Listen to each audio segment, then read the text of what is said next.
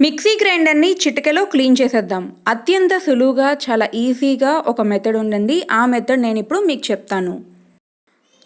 దానికోసం ముందుగా మనకు కావాల్సింది 1 tablespoon baking soda, Vim liquid, ఇంకా vinegar. Vim liquid and vinegar కొద్దిగా వేసుకుంటే సరిపోతుందండి. దీనికి మళ్ళీ కొలతలేమీ ఉండవు. ఈ 3 ఏదైనా ఒక చిన్న గిన్నెలోకి వేసుకొని ఒక మంచి పేస్ట్ లాగా దీన్ని మనం మిక్స్ చేసుకోవాలి. చూస్తున్నారు కదండి, నురగలాగా ఒక మంచి పేస్ట్ లాగా ఈ 3 కలిసి చక్కగా ఫామ్ అవుతుంది. ఏదైనా ఒక టూత్ బ్రష్ తీసుకొని ఆ టూత్ బ్రష్ సహాయంతో దీన్ని బాగా కలుపుకోండి. తర్వాత ఆ పేస్ట్ని కంప్లీట్గా మిక్సీ గ్రైండర్ మొత్తానికి అప్లై చేయాలి. కంప్లీట్గా ఏ పార్ట్ వదలకుండా మొత్తం అంతా నీట్గా అప్లై చేసుకోండి. టూత్ బ్రష్తో రబ్ చేస్తూ గనక మీరు దాన్ని అప్లై చేసినట్టయితే ఆ రబ్ చేస్తూ ఉన్నప్పుడే మొత్తం దానికి ఉన్న మురికి జిడ్డు అంతా వదిలిపోతుంది.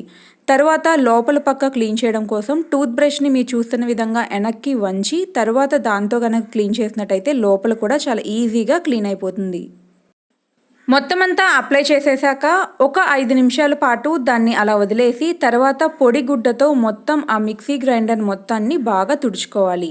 కంప్లీట్గా పొడిగుడ్డతో తుడుచుకున్నాక ఆ క్లాత్ని ఒకసారి నీళ్ళల్లో జాడించి మళ్ళీ తుడుచుకుంటే కంప్లీట్గా మన మిక్సీ గ్రైండర్ అనేది పూర్తిగా క్లీన్ అయిపోతుంది.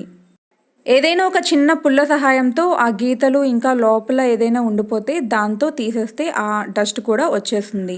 మీరే చూస్తున్నారు కదా, చాలా ఈజీగా ఇంకా చాలా సింపుల్గా కొంచెం కూడా కష్టపడకుండా మిక్సీ గ్రైండర్ని క్లీన్ చేసేసాం. ఈ టిప్ మీ అందరికీ నచ్చిందని అనుకుంటున్నాను. Thank you for watching this video. Please support and subscribe my channel. ఈ వీడియో మీకు నచ్చినట్టయితే తప్పకుండా లైక్ చేయడం మాత్రం మర్చిపోకండి.